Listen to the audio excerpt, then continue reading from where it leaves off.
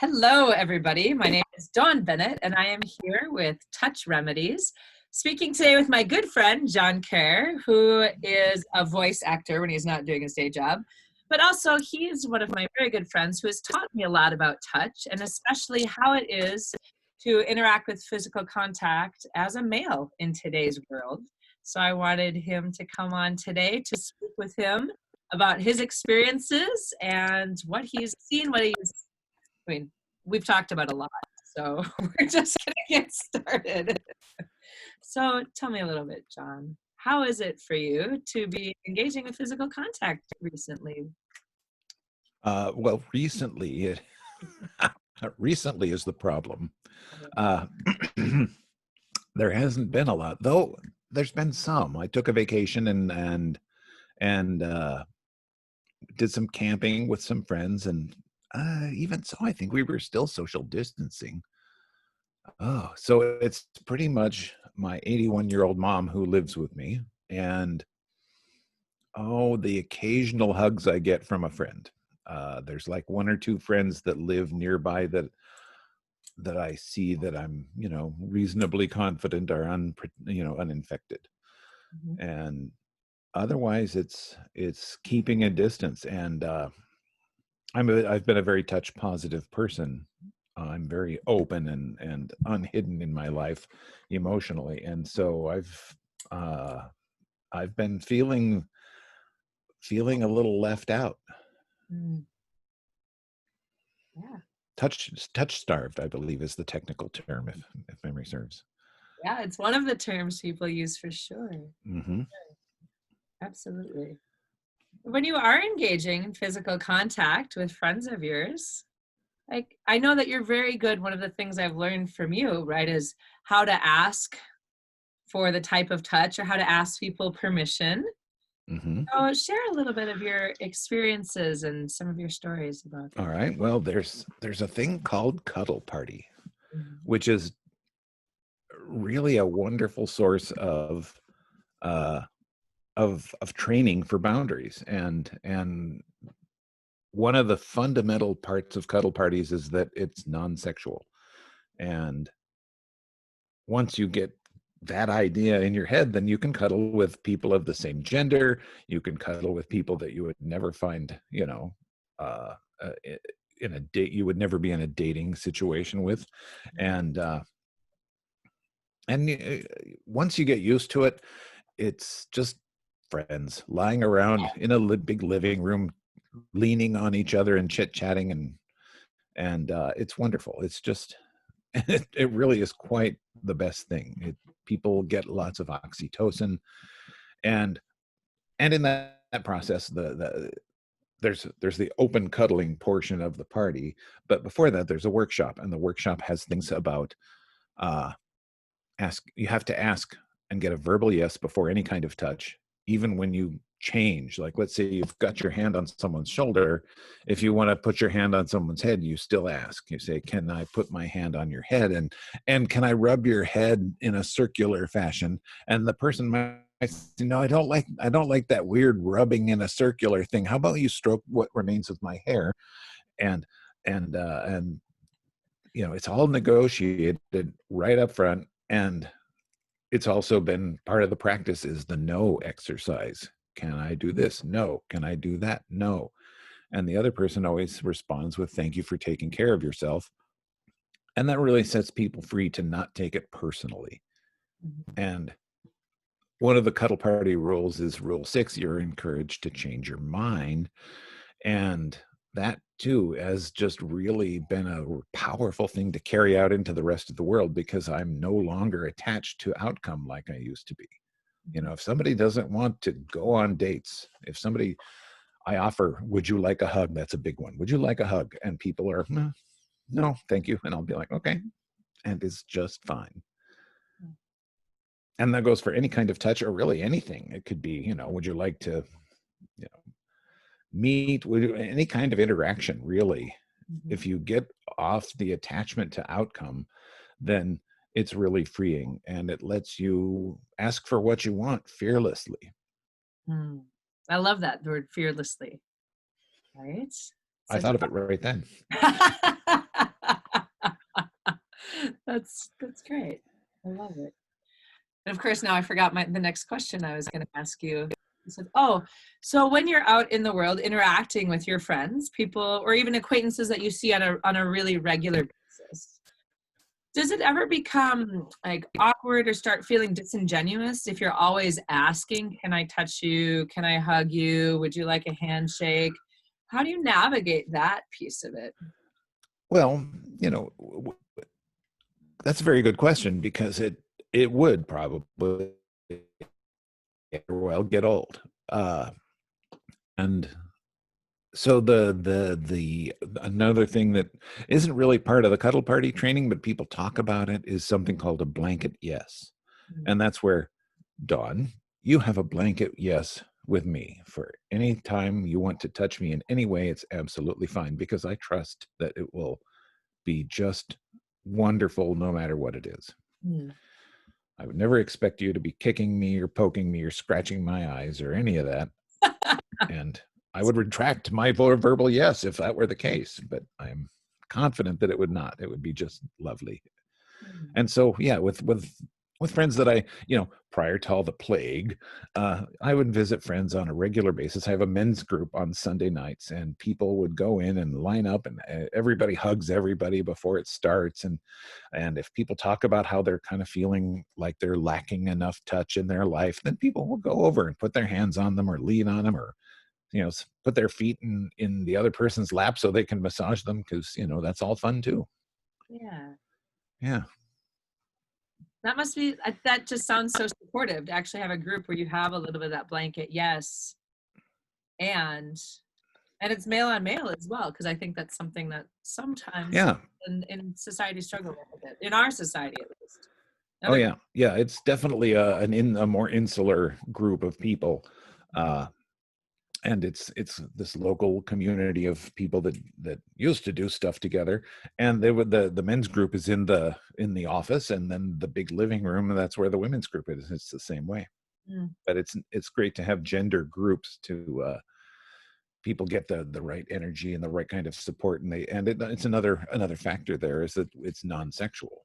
mm, You don't ever have to worry about whether that person in that opposite sex group over there likes you or not. mhm.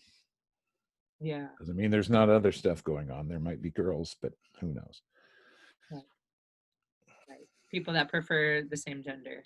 Yes, there could be that, but even so, that's not what it's about, and so that never really comes up. Mm. Right, because the energy or the intention of the situation is about support, no matter Yeah, who you are, what you want, like as far as like who you date, how you date, any of those kinds of things. exactly. Exactly. Mhm. So do you find that carries out pretty well with you into the rest of the world then as well? Like, Oh yeah. mhm. Yeah, it's the tools are amazingly useful, because now if I don't know somebody and consider them a friend, I always say, if it looks like somebody wants a hug, I'll ask, would you like a hug? And they'll be like, oh yeah, I would love a hug. And sometimes they don't know they want one, but they look like they need one, and I'll ask, and they'll be like, oh yeah. And I also tend to hug uh longer than people typically. Like, there's people that give the little, just that little sort of a quick little hug, or maybe the sidearm hug. And I'll go up and actually kind of lean my head into their shoulder or something. And at first they might be a little surprised, but after about 2 seconds they'll be like, oh, oh, you're a good hugger. Oh, nice. Yeah. I've had your hugs, but it's nice to know that other people experience that as well. Yeah. Maybe don't know you as well, right? Lovely. So what would you recommend for people who are trying or working, because this is one of the things I talk about in the book a little bit, is wants, needs, consent. How do you ask other people for what you want? Or also, how do you give that? No, thank you. I'd rather not be touched today. Or I'd rather not have a hug. Can we, do this instead? What kind of recommendations have you utilized for yourself, perhaps when you didn't want physical contact or touch from somebody, if that ever happens? And Okay. what have been effective ways towards you? Yep. Okay, say that last part again. I didn't hear it. Oh, yes. Or what have been ways that people have said no to you that you've really, even before your training, maybe heard really well, you know, that you could Uh, give people as tools? okay, let's see if I can keep all of this in my head at once, because there's a lot to chew on there. One is a thing I got in 1993. My company I worked for sent everybody to this training called Breakthrough, and the company is not around on it anymore, unfortunately, because it was awesome. But they taught people to say, "I decline," and part of the training was to not explain that you didn't, that they would teach people to accept, a yes or a no, or they had I accept, I decline, promise to promise, which is, oh, I don't know the answer to that just yet, but I will find out by Tuesday and let you know. Mm. And then there's counteroffer, of course. And all of those are valid responses to somebody requesting touch or pretty much anything else. And so my recommendation is to not be attached to the outcome, and to have the acceptance of a no be as enthusiastic as you can make it be. Because once you get to that point, when people learn to be able to touch or ask for what they want without any kind of, you know, blackmail emotionally, or even any kind, even just oh, if it's okay, that's cool, then that means that the person you're talking to at some point can relax and really give you an honest, full yes, when you might not have ever gotten one otherwise. If you can take no without attachment to the outcome, then the person can relax and say yes whenever they want to and be absolutely enthusiastic about it. Love it. It's really useful. And so when people ask me if I would like something, or if I want to do something, or would I sign their petition, or would I, something, anything, and I want to say no, I say I decline, because it's a little bit less of an emotional shock. When people say no, the word no has a bunch of emotional baggage with it. Sometimes, that's what parents yell at little children, and it's so short, and it's actually got kind of emotion to it. It kind of pierces. No, it points. But if you say I decline, it makes it sound like it's about me, which it is, and that's great. And there was a third thing I was going to say in there, but I've forgotten it. Oh well. I asked you like 5 questions all together in the way that Yes. I sometimes do when I'm excited. What have other people said to me that I I oh, I remember one other thing that I thought, this was actually about how to get broken up with. But I had a young lady once upon a time send me an email who said, "Jon, there's this thing that when a person is interested and we feel that little spark, and they say, and our brain says, ooh, I want this person in my life.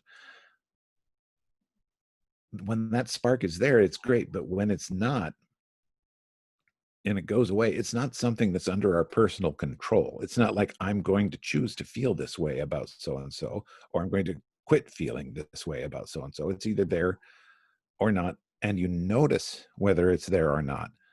And she had noticed that she didn't have that feeling anymore. And so she was going to be leaving our relationship. And once again, that was about her, not about me, and what she was feeling for herself. And it really felt a lot better than saying, I don't want to break up with you because of this reason and this reason and this reason and this reason. That's And actually beautiful. Yeah. it really, she was a brilliant person. Lives in Minneapolis again. So I'll see if I can find out how to connect the two of you someday. You'd like each other, I'm sure. She's an acupuncturist. Oh, cool. Who knows? Maybe I've run into her already. That'd be lovely. That would be cool. So yeah, that's a little teaching that I got back in 2001, I think it was. So I've been carrying that around for a while, and it's really useful. it is much more powerful when we're standing in our own wants and needs and disattaching from outcome, right? Well said. Lovely. Well, thank you for all the lessons and the examples. I'm sure we'll chat again. I am happy to oblige. Yeah. All right. So, and for those of you, once again, my friend Jon, you can find him on Facebook, Jon Kerr Voice, if you're interested. He does readings for books, right? Voice actor. Jon. Jon. Jonkerr. Yes. Voice. On Facebook. Lovely. On Facebook. Thank you. Contact Dawn and she can connect you with me. That's right. That's right. So, all right. Well, thank you so much, and we'll talk soon, Jon.